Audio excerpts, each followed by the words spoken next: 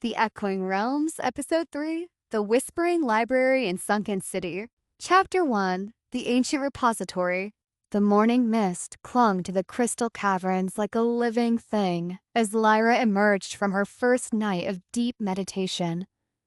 The Hearthstone song had filled her dreams with visions of ancient knowledge and forgotten wisdom, and she felt the weight of destiny settling more firmly on her shoulders with each passing hour. Finn stood at the cavern's entrance, his weathered face etched with concern as he studied a map that seemed to shimmer with its own inner light. The parchment was covered in symbols that shifted and changed as Lyra watched, revealing pathways between worlds that existed only for those who knew how to look. "The next fragment," he said without preamble, "lies in the Whispering Library of Evermore. It's one of the most dangerous places in all the realms, a repository of knowledge that spans dimensions, where books contain not just words but living memories, and where the very act of reading can trap an unwary soul forever." Lyra felt a chill run down her spine, but also a thrill of anticipation. After her experience with the Shadow Wraiths and the revelations in the Crystal Caverns, she was beginning to understand that her journey would take her to places beyond imagination. "How do we get there?" she asked, studying the shifting map with growing fascination. "Through the sunken city of Aquatilia," Finn replied, his finger tracing a route that seemed to dive beneath the surface of reality itself. "It was once a great metropolis that existed simultaneously in three realms: the physical world, the realm of water, and the dimension of dreams. When the barriers began to fail, the city was pulled beneath the waves of possibility, lost between worlds." He rolled up the map carefully, his movements precise and reverent.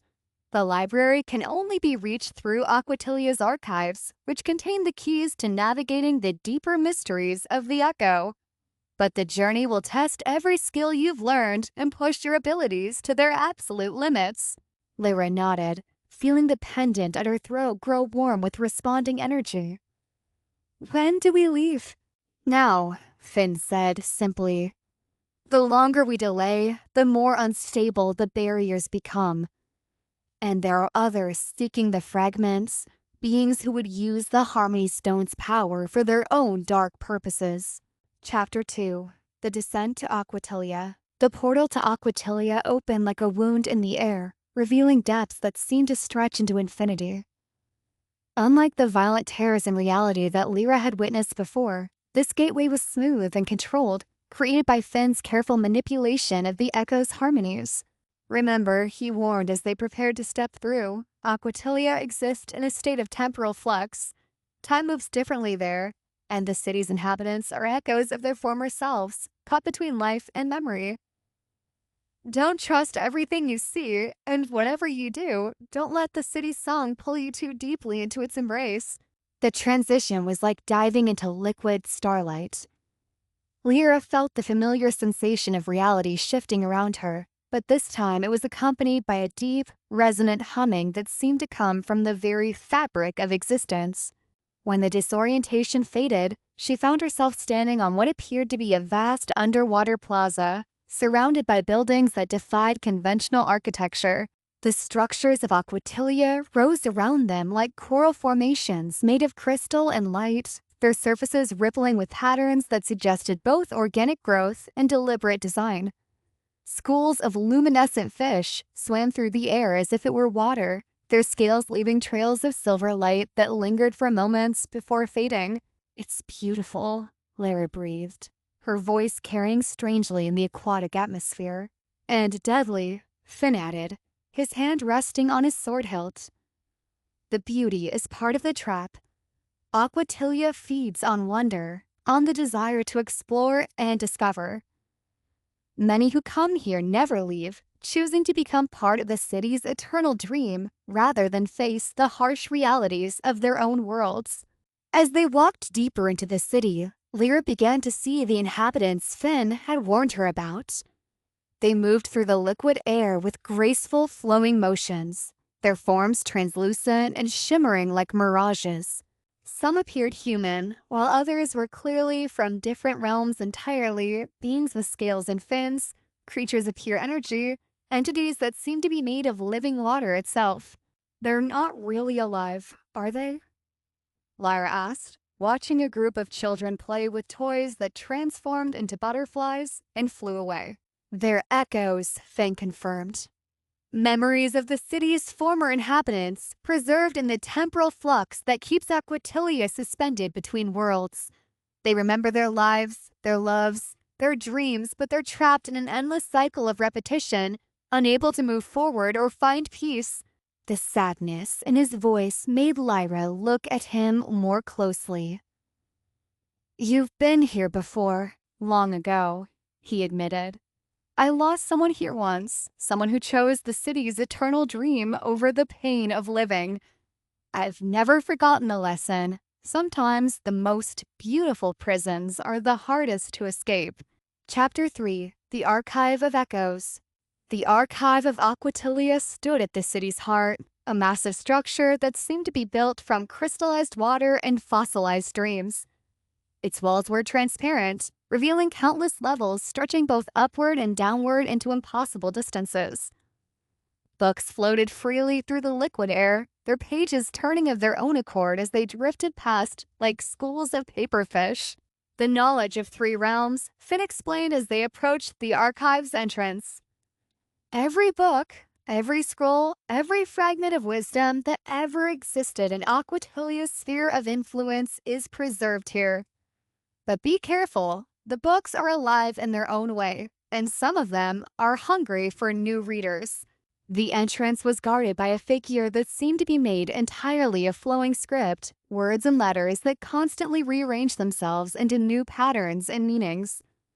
As they approached, the guardian's form solidified into that of an elderly woman with eyes like deep pools of ink. "Seekers of knowledge," she said, her voice like the whisper of pages turning. "What brings you to the Archive of Echoes?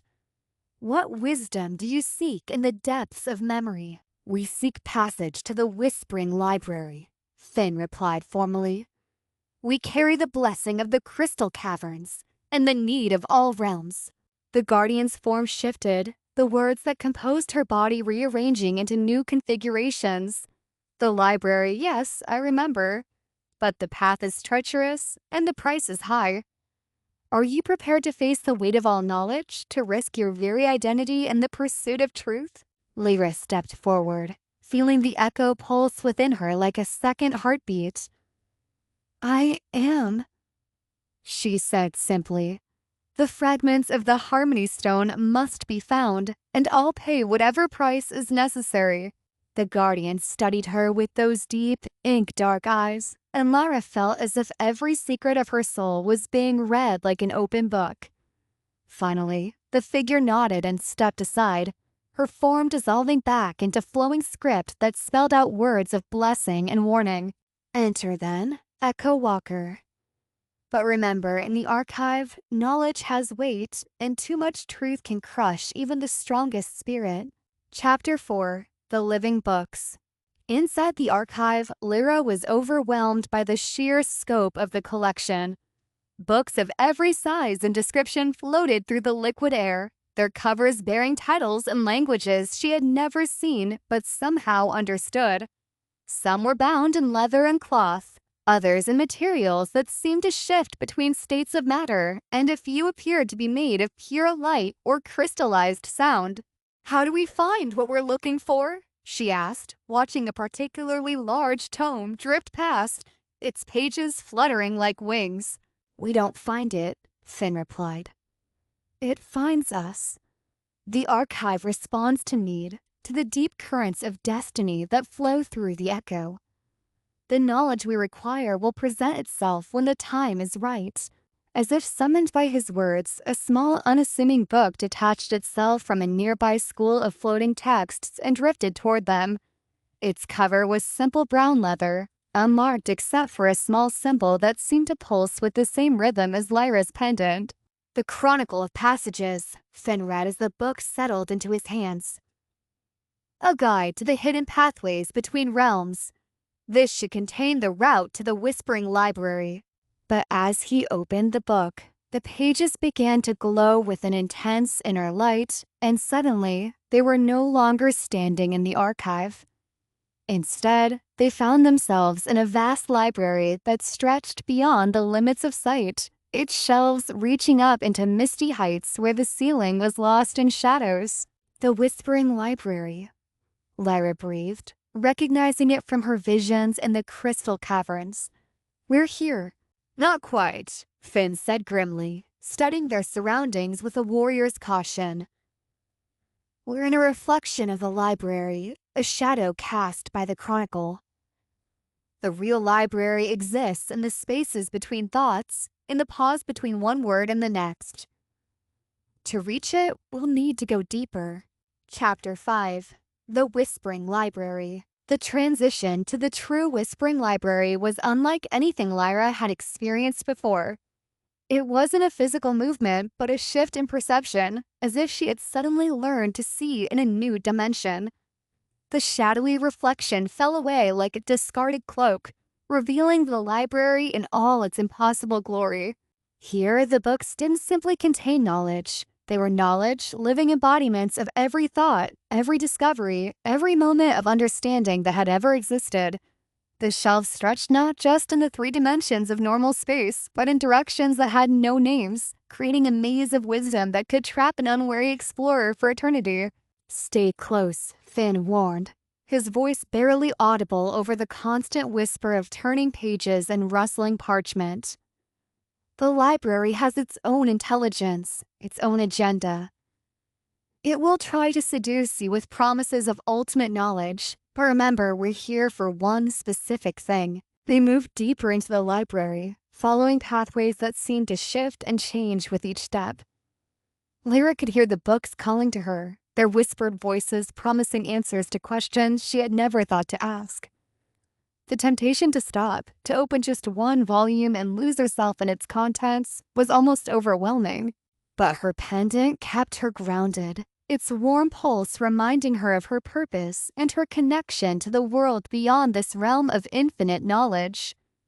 She pressed on, following Finn through corridors lined with books that glowed like stars in the perpetual twilight of the library. Finally, they reached what appeared to be the library's heart, a circular chamber where a single book rested on a pedestal of crystallized time. The volume was massive, its covers bound in what looked like scales from some cosmic dragon, and it pulsed with a rhythm that matched the fundamental frequency of the echo itself. The Codex Harmonicus, Finn whispered reverently. The master record of the Harmony Stone's creation and the location of all its fragments. But be warned, this book doesn't just contain knowledge. It contains the living memories of the stone's creators, and reading it will change you in ways you can't imagine. Lyra approached the pedestal slowly, feeling the weight of destiny pressing down on her shoulders. As her fingers touched the book's cover, visions exploded through her mind, images of the ancient Echo Walkers who had sacrificed themselves to create the Harmony Stone, the cosmic forces they had struggled to contain, and the terrible price they had paid for the stability of all realities. But among the visions, she saw what she had come for, the location of the second fragment, hidden in the depths of the sunken city's most sacred temple, guarded by trials that would test not just her power, but her very soul. Chapter 6. The Temple Beneath the Waves. The return journey to Aquatilia felt like awakening from a dream within a dream. The knowledge from the Codex Harmonicus burned in Lyra's mind like a brand, showing her pathways through reality that she had never imagined existed. But with that knowledge came a terrible understanding of the forces arrayed against them and the true scope of the task ahead. The fragment is in the Temple of Tidal Memories, she told Finn as they navigated the liquid streets of the sunken city. It's hidden in the deepest part of Aquatilia, where the city's original heart still beats with the rhythm of 3 realms. Finn nodded grimly. I know the place. It's where the city's founders attempted their great working, trying to create a permanent bridge between dimensions. The attempt failed, but the temple remains, guarded by the echoes of their sacrifice. The temple lay at the bottom of Aquatilia's deepest district, accessible only through a series of chambers that grew progressively more alien as they descended. The architecture here was older, more organic, as if the buildings had grown rather than been constructed. Bioluminescent patterns pulsed along the walls, creating a hypnotic display that seemed to respond to their presence. The trials will begin soon, Finn warned as they approached the temple's entrance.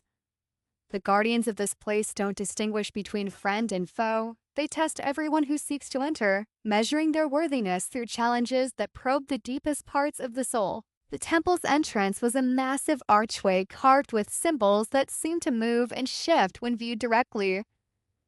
As they passed through, Lyra felt a change in the atmosphere. The liquid air became thicker, more resistant, and she could hear something that sounded like a vast heartbeat echoing through the structure.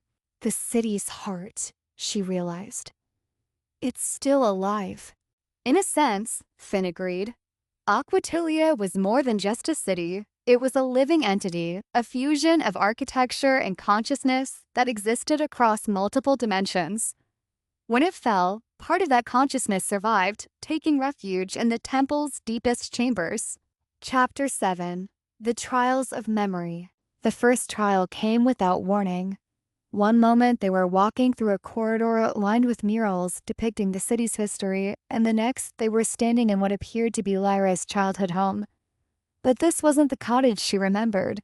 This was a version twisted by doubt and fear, where every shadow held accusations and every familiar object whispered of her failures.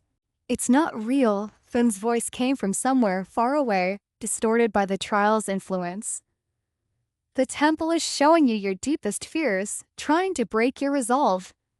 Remember who you are, remember why you're here.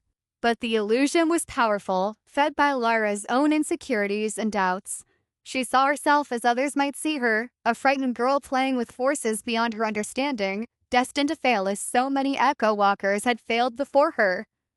The weight of responsibility pressed down on her like a physical force, threatening to crush her spirit entirely.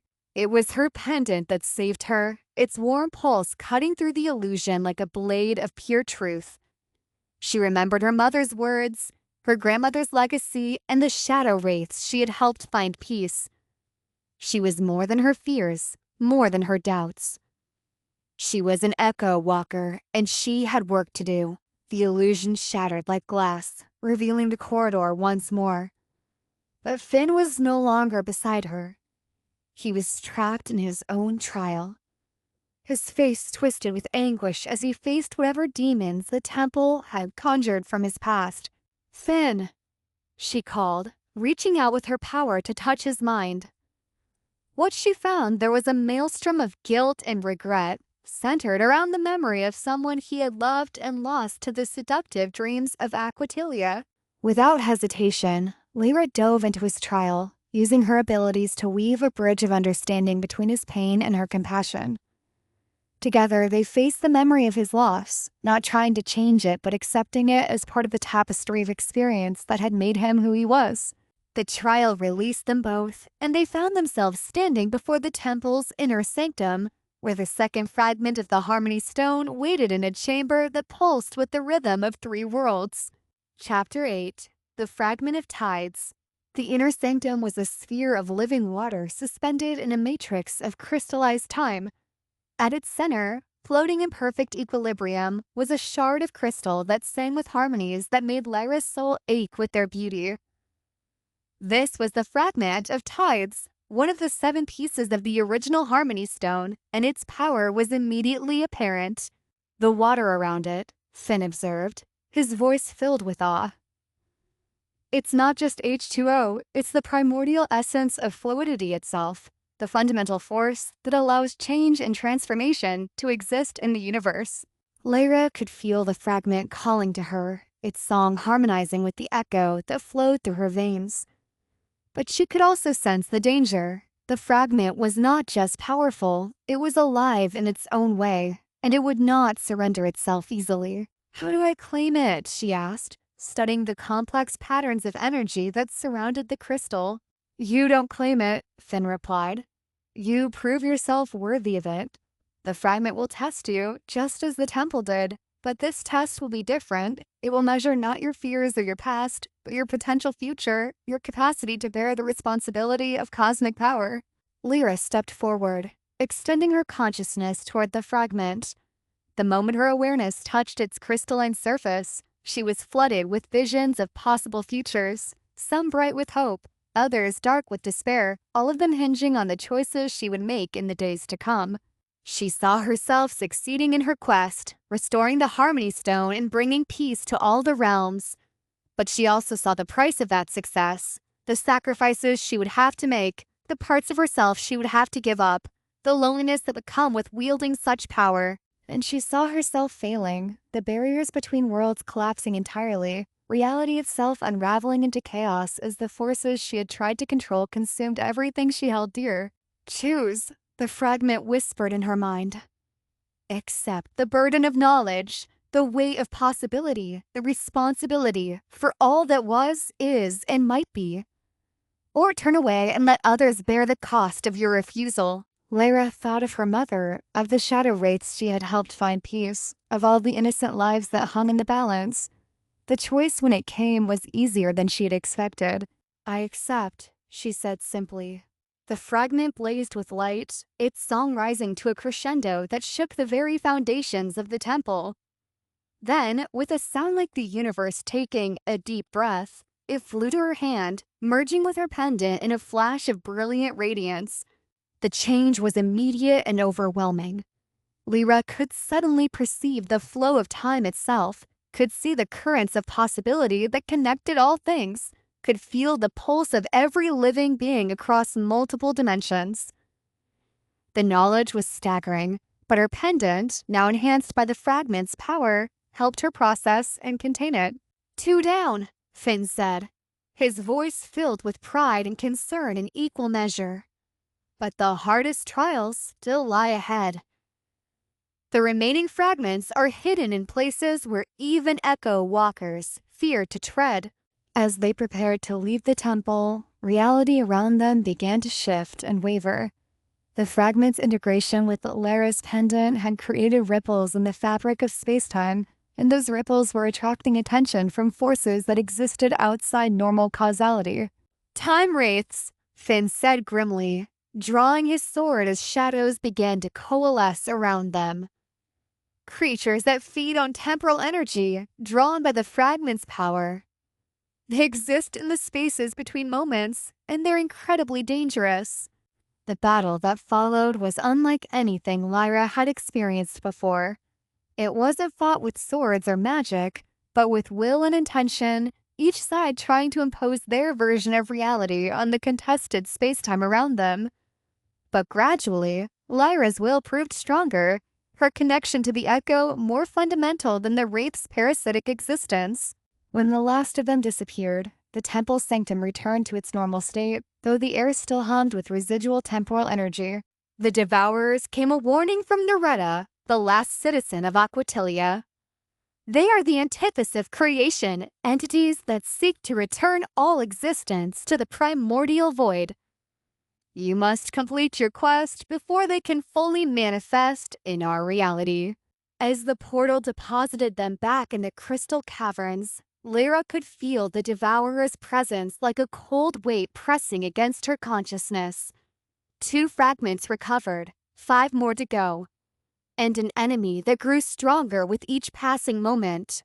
"Then we'd better be ready for them," she said, her voice carrying a new note of determination. "The Harmony Stone will be restored, no matter what stands in our way." She was an Echo Walker, bearer of fragments, guardian of the balance between all realities. And she would not fail. The fate of everything depended on it.